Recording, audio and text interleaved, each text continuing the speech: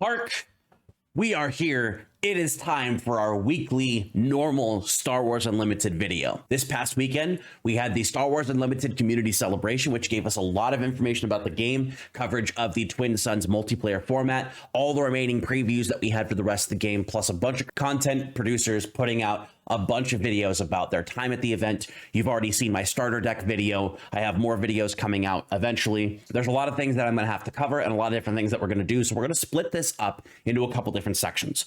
What's going to happen with this video specifically is this is only going to be the previews of the remaining cards in the first set, Spark of Rebellion.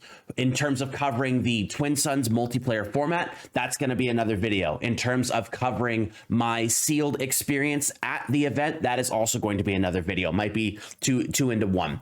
I have gameplay videos, which I've talked about before. I have the remainder of my booster box opening. That will also be another video. There's a lot of different things that are happening with the event itself, and there's a lot of things to cover, so I do need to break them down so that way it's not a 3-4 hour long video covering every little thing that I did. So without further ado, we're going to go through one by one each of the remaining cards that were left over that we were given all the previews for Star Wars Unlimited Set 1 Spark of Rebellion. Before the actual event occurred, we got two previews from FFG social media. We're going to go for the first one here and the second one thereafter. Both of them are decent cards. I'm really excited about one of them, but let's go through the other one, which is still pretty good, but not what the other card is, and you'll understand here in a minute. We have here Bale Orana, Rebel Counselor, 1 cost Command Heroism Ground Unit, 1 power, 2 health, Rebel Official, action exhaust this unit, give an experience token to another friendly unit. He is a rare, number 94 to 252 in SOR. Bale is a great support character, much like the Alliance Dispatcher. The idea is that he or the other ones are small units that are supposed to give your other small units or bigger units, medium-sized units, whatever, the boost they need to be able to break through and make effective trades or continue attacking your opponent's base, or just prepare a big turn of swinging at a bunch of different characters. For 1 cost, he can give an experience token for every round after the first, unless you find some way to ready him, which you could do, but it's not necessarily necessary to do so. The combination of these different support characters, Mon Mothma pulling rebel cards from your deck, Bale Organa giving your characters experience tokens, and then Admiral Akbar allowing all of your characters to shoot one thing, is a really good baseline strategy of being able to pull off a 1-2-3 while you use the rest of your cards to do the bigger things down the line. You're still going to be running other cards like Echo-Based Defender and Battlefield Marine in Command Heroism, but the basis of those 3 is going to give you a really good start of doing things that are necessary for pushing your characters above. Now, one thing to note about this card is it does not say another rebel unit. It says another friendly unit. So regardless of what strategy you're using, if you're in Heroism and Command, you can use Bale Organa to continue to give experience tokens to your characters, much like Tarkin does, but Tarkin only does it as a leader and only for Imperials. So this is a fantastic card. I think this is definitely going to be an inclusion in a lot of different Leia aggression decks, or just Leia decks in general.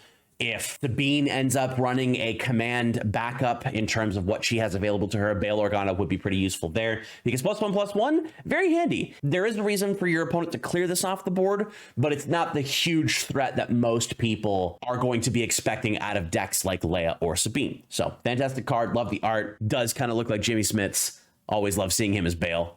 Our next card is a card that I'm very excited about and very happy to see, because it gives a strategy for a deck that I think a lot of people were expecting to just be completely unplayable, and I'm happy to note that they are very, very wrong. We have here the Ghost, Spectre Home Base. This is a 6-cost Vigilance Heroism Space Unit, 5 power, 5 health, Rebel Vehicle Transport Spectre.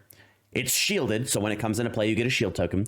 When played and on attack, you may give a shield token to another Spectre unit. This is an uncommon, 50 out of 252 in SOR. The Ghost is the 6 cost in the line of different cards that are coming up for the Spectres. We have 1, 2, 3, 4, 5, and 6.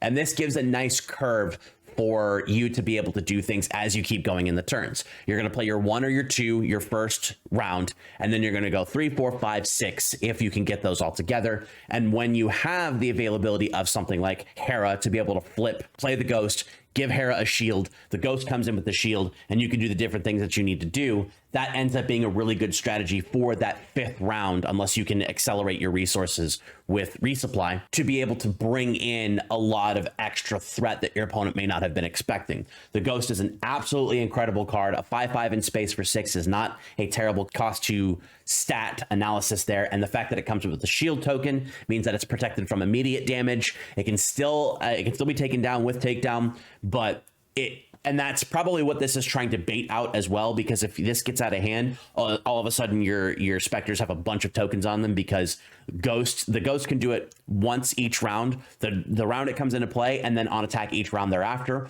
Or as an energy conversion lab target, the Ghost can hit its when played ability, throw the token, ambush, throw another shield token on another Spectre or the same Spectre, and you just have your ability to protect what you need to do while protecting yourself with that shielded token that this gets on play. This is a fantastic card. I'm very excited to put together the full Hera deck and see how that works for running double command. There's a lot of really fun things that are going to be happening with Hera and the Ghost. It looks amazing. It's representative of exactly what we want to see for this type of card, and I'm very excited to put this into action.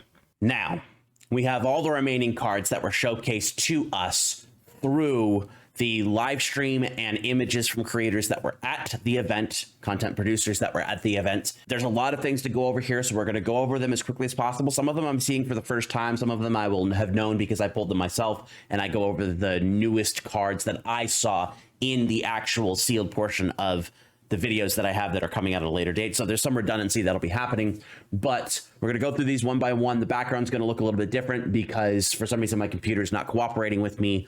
Not that you all care. You'll still be able to see the cards. Everything will be fine. And we're starting off with Bib Fortuna, Jabba's Majordomo. This is a 2-cost Cunning Villainy ground unit, 1 power, 3 health, Underworld Thug.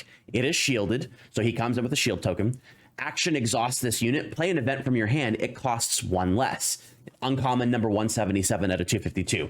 So this fits in very well with the Bosk Jabba Cunning Villainy style gameplay, because you can exhaust him to effectively pay for one of the resources that's necessary for the event you're trying to play. It's worded differently, obviously. It just costs 1 less, but realistically, you're using Bib himself as a resource. So if you play No Good to Me Dead, you exhaust Bib Fortuna for 1 resource, and then you exhaust another resource to be able to do that. That's the easiest way to explain how this works. Fantastic card. Like I said, goes very well in that trick deck if you're going to be running something like that, or even just a generic cunning events deck, which always works with Boss because he's popping people for 2 when you're able to do that. And this is a very, very good card to include in that Cunning Villainy deck. There are a lot of really good Cunning Villainy cards, and that's kind of concerning because there's only so much deck space that you can throw in there. So it'll be interesting to see what this replaces, or if there's a line where you get to see multiple different things that are run together in the same cost section to make sure that your curve is good. Our next card is Bombing Run, a 5-cost aggression tactic event. Choose an arena, ground or space. Deal 3 damage to each unit in that arena. This is a rare, number 173 out of 252, in SOR. We have all of our Y-Wings bombing the shield ring on Scarif, trying to get that open so the troops can get down onto the surface and protect our Rogue One squadron, so that way they can get the Death Star plans to where they need to go. This is an insane card. This is not a full board wipe, but it can be if you're doing enough damage. Just remember, it does do both sides. It's not just your opponent's sides, it's everything. So if you're trying to get rid of a bunch of problematic units in space, Bombing Run. If you have no space, that's even better. If you're trying to basically reset the board state on the ground, again, Bombing Run, 3 damage to everything. There's going to be a lot of things that take a lot of damage. So it's not going to kill anything with 4 health right off the bat, but most of those 4 health units by the time Bombing Run comes out will already have some damage on them. This is an excellent opportunity for aggression. Either bring the game back to a zero-sum state for both players, or clear the board so that aggression can keep playing its units to be able to consistently and continuously attack your opponent's base to win the game. It's a fantastic card. It's really not much to say about it. It does what it does. 5 cost, 3 damage to everything in a single arena. This card is nuts in Twin Suns, which like I said, we'll talk about later. But most of you that know what Twin Suns are, you understand this can just cause havoc across every aspect of the game.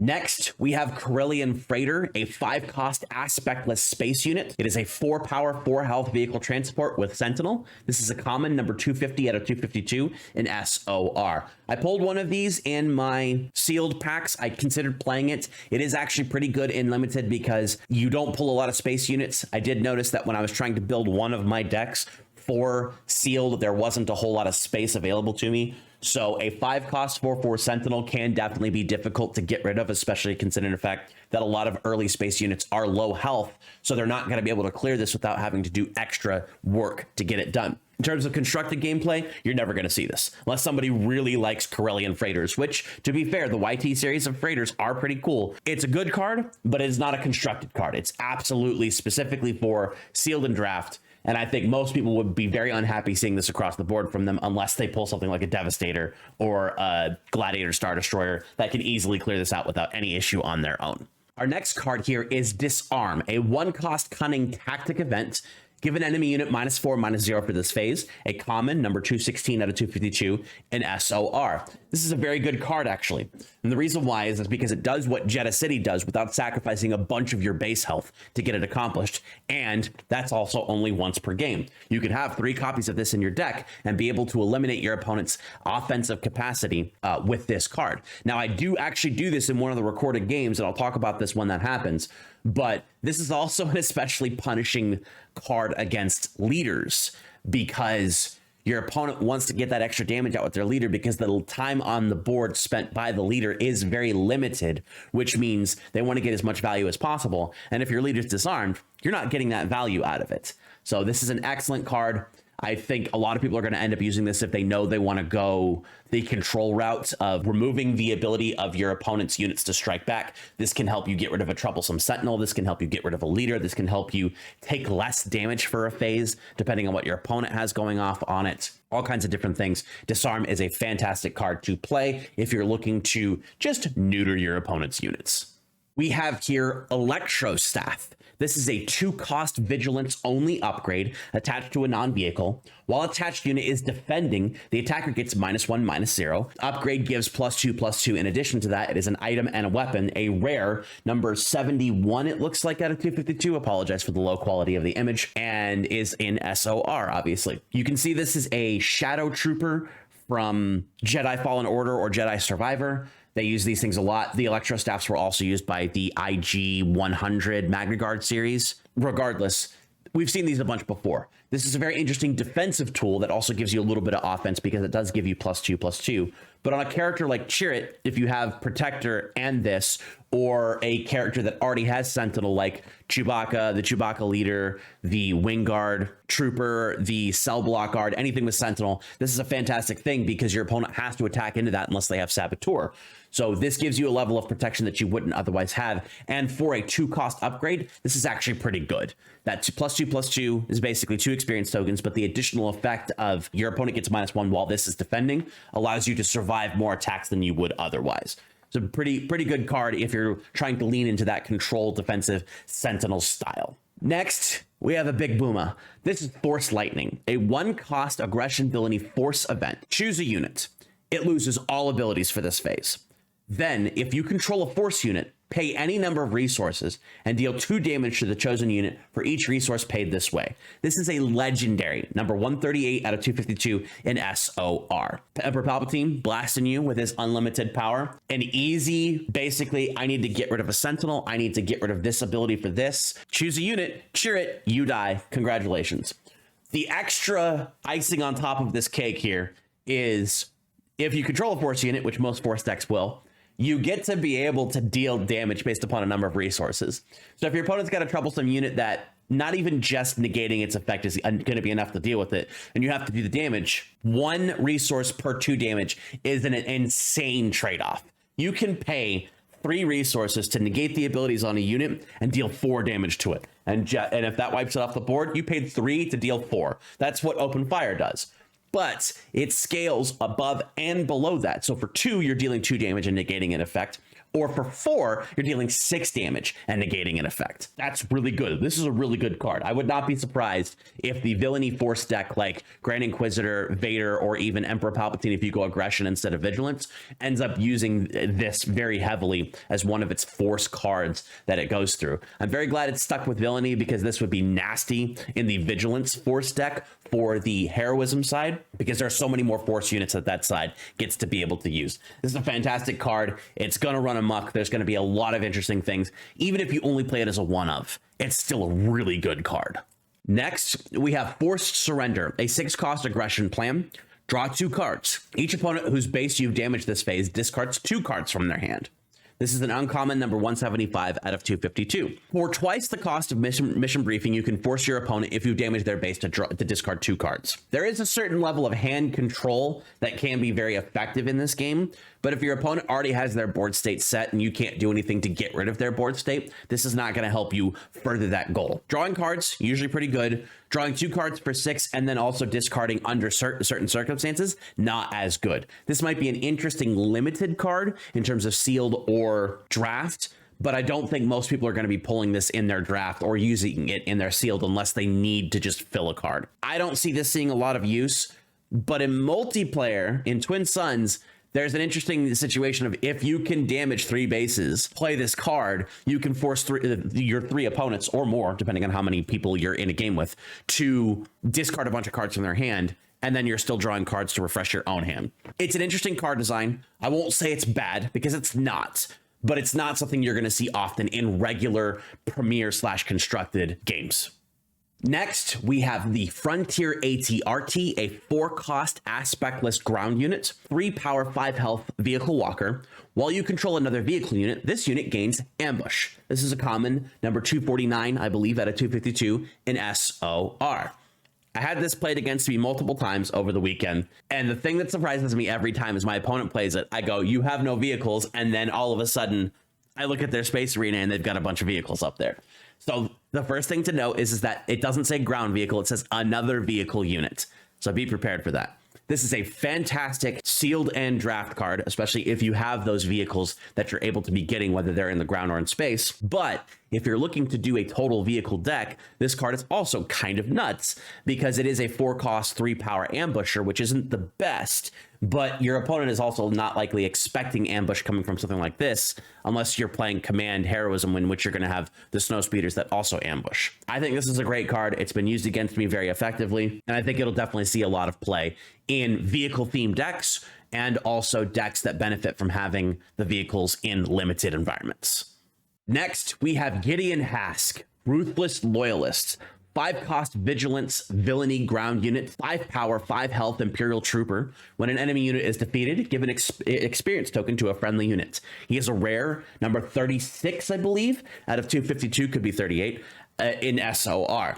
Gideon Hask is the last member of our 3 main characters of the Star Wars Battlefront 2 storyline. He fits right in to the Item Versio deck, because she wants to be defeating units to heal, which means he wants to be defeating units to be able to give experience tokens to your units. This is a fantastic Vigilance Villainy Trooper regardless, because it is a 5-cost 5/5, and you want to be giving experience tokens to your units, and he fits right into any type of command Vigilance Trooper deck that relies on being able to get experience tokens out there. Running Tarkin Leader, tag units, and all your troopers and things that give experience tokens to your Imperials and your troopers is going to be a really solid deck of a mid-range, just flood the board with troopers and attack.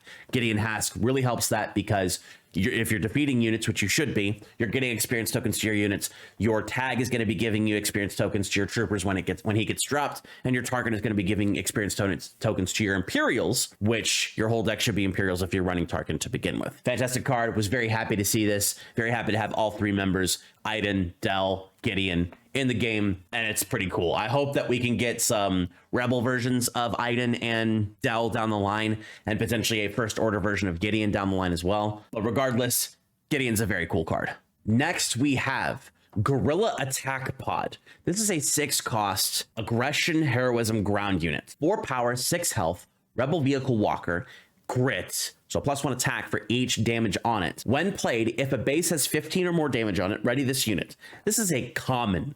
Number 148 out of 252 in SOR. I'm going to reread a line of text here because I did not see this the first time I read it, and you may not have seen it the first time you've read it or the first time you've heard it. So we're going to go over it again. When played, if a base has 15 or more damage on it, ready this unit. It does not say if the enemy base, and it does not say if your base. It says if a base. I actually missed that line of text when I was playing this card because I was thinking it was a defensive measure to be able to allow you to really get that big counterattack going once you have the Guerrilla Attack Pod into play.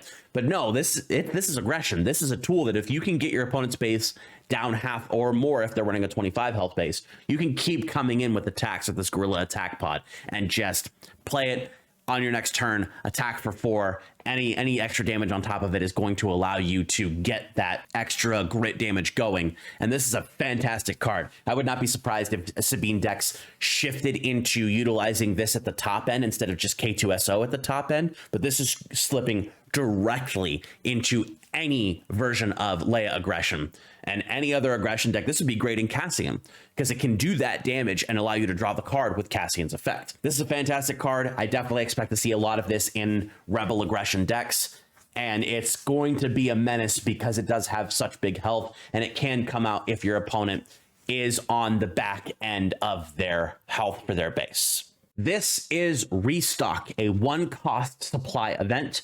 Choose up to 4 cards in a discard pile, put them on the bottom in their owner's deck in a random order. A common, number 252 out of 252 in SOR. This is an interesting card because I think it actually has a lot of value in lower count decks, 30 cards, so limited, sealed, and draft, and not so much in constructed or in Twin Suns because you're going to be having a larger deck pool. Being able to get back cards, especially if you're running low on your cards, or if you're running Han as your leader in your draft or your sealed, because he is pulling through cards on attack, which that is a mandatory effect as his leader ability, his leader unit ability, not necessarily the leader side. I don't know that you're going to be seeing a lot of this unless it's a defensive mechanism against Mill, which might show up in the future. Or if you're churning through your own deck and you need to make sure you get some of the important cards back, that might be an interesting way to see Restock played. It's a good card. It is not out of the realm of playability, but it is likely not something you will often see in Premier/Constructed for Star Wars Unlimited. The first set, at least. Next, we have Smoke and Cinders, a 5-cost aggression disaster event. Each player discards all but 2 cards of their choice from their hand. This is a rare, number 174 out of 252 in SOR. Much like Forced Surrender, this is not really doing a lot of work because most players, by the point this card comes out, either have their board set or don't need to worry about the cards that are in their hand. This can definitely cause some chaos in multiplayer formats, but I don't really see this doing a lot of work. It is representative of a terrible event in the history of Star Wars with Luke losing his adoptive parents, but at the same time, it's not a crazy good event. Someone is going to come up with shenanigans that just rustles the jimmies of other players, which is never really a great thing. But at the same time, you're not going to see this really in any format. But if you do get use out of it, just don't irritate the heck out of your opponent, please, because that is never fun. Next, we have Sneak Attack. This is a 2-cost cunning trick event. Play a unit from your hand. It costs 3 less and enters play ready.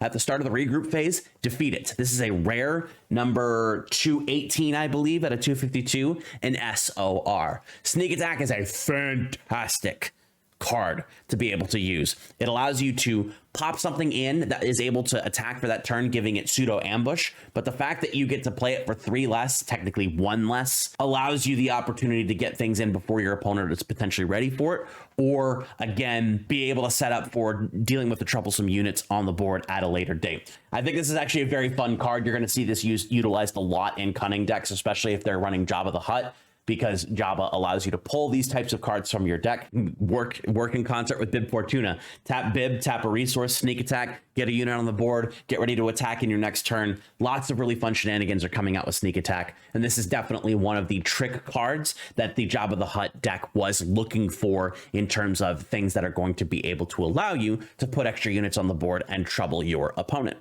This next card, is called Super Laser Blast. It is an 8 cost Vigilance Villainy disaster tactic event. 3 simple words: defeats all units. This is a legendary number 43 out of 252 in SOR. Vigilance Villainy says, all right, round 7, get everything off the board. And oftentimes that is almost unrecoverable. It is defeat all units, so your unit is going to get defeated as well. But if you're running something like Palpatine, where you need to get to that turn where you can flip Palpatine as your leader, you can throw Super Laser Blast out there, defeat everything on the board, flip Palpatine, and now he's protected from most forms of retaliation because your opponent doesn't have any units to work with. Yes, you don't get the on-played effect or when deployed or whatever for Palpatine because there's no other units, but you're also not losing your own unit by doing it afterwards. This is a very interesting event. It is going to be something that's going to be very good against the mid-range decks because they'll have their board set up and Super Laser Blast just clears it off the board. But this definitely comes out too late to deal with aggro as a whole because aggro is going to kill you before this becomes a card that is put into play by the player using it. It's a fantastic card though. Absolutely fantastic card. Another disaster. I can't wait to utilize this in something like Iden, especially when I have Iden on the board, because then I could use Super Laser Blast, heal up a bunch of damage, and then I don't have to worry about my opponent's units because they're all dead. Next, we have Swoop Racer. 3 cost, cunning only ground unit, 4 power, 3 health, fringe, common, number 210 out of 252 in SOR. Easy peasy lemon squeezy. 3 cost, 4 attack units. Combine this with sneak attack. You pay 2, sneak attack this in, deal 4 damage to something on your next turn. Bada boomba, you're done. Good limited card in sealed and draft. It's a higher power unit that's going to be able to get some more utility out of it because there's not going to be a lot of different things that will counter it immediately. In terms of constructed, I don't see this being used a lot unless something comes down later that allows the fringe keyword to get extra benefits based upon that. But it's fun, it's flavorful, it zooms around, swips, blasts somebody for 4, and then also dies on the crackback. So I think this is an interesting card.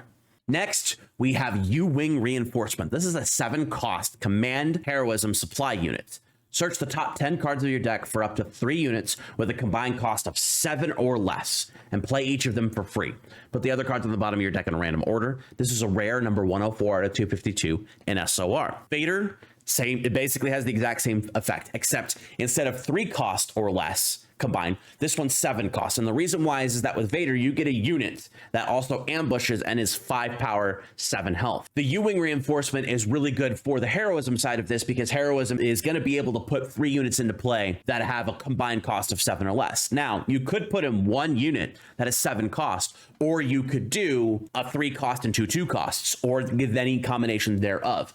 But the idea is that because heroism wants multiple units on the board, this is going to allow you to do that and capitalize on things like Rebel Assault or Leia's ability on the next round. It's a fantastic card. I expect to see this a lot in Leia or something like Sabine or Command or Luke Command. Hera could utilize this really well. In fact, thinking about that now, that's actually probably a really good decision.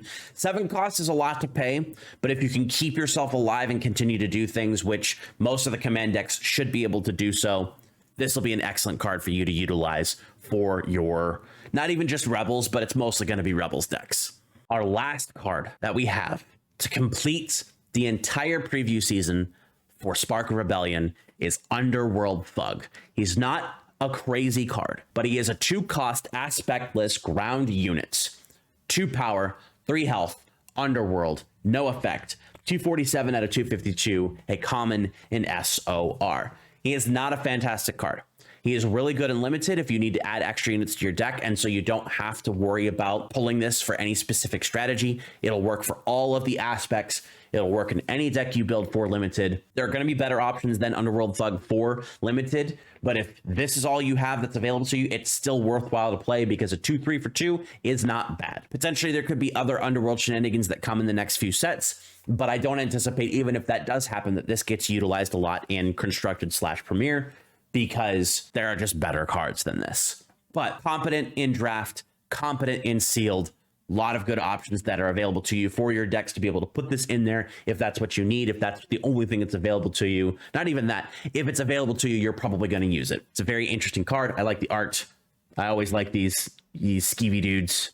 in their scum and villainy ways. So, and that is all she wrote for the previews and the preview season for Star Wars Unlimited. There's a lot of really cool things that we saw this week from the celebration and from the stream and from previews from all kinds of different sources. 19 cards I had to go over for this video. It's a lot. I'm very tired even just recording this, and editing it is also going to be its own separate nightmare. But that's the price that we paid to bring you the content you want, the content you desire. All previews are done. So at a future date, I'm not entirely sure when, I will go through each aspect, showcase the cards that I think are going to be really good, showcase the cards that I think have a lot of potential, and really go over what is worth playing in decks. So that way you all have the information you need to be able to build your own decks based upon the opinions that you've seen of a lot of people over the internet, but also make your own decisions for what you want to play and what you want to have in your hands when it comes time to play Draft, Sealed, and Premiere, and Twin Suns for Star Wars Unlimited. So like and comment on the video. Let me know what your favorite card is out of the batch of previews that we've seen today. Subscribe to the channel. Follow me on all my social media stuff, all the other different things that we do here at the content producing society of YouTubers and Twitch streamers and all the other dumb things that we do. Thank you very much for joining me, folks. Hectic editing, hectic recording, all kinds of other stuff, but we're bringing you as much as we possibly can here at RybackStun. And with that, I will see you in the stars.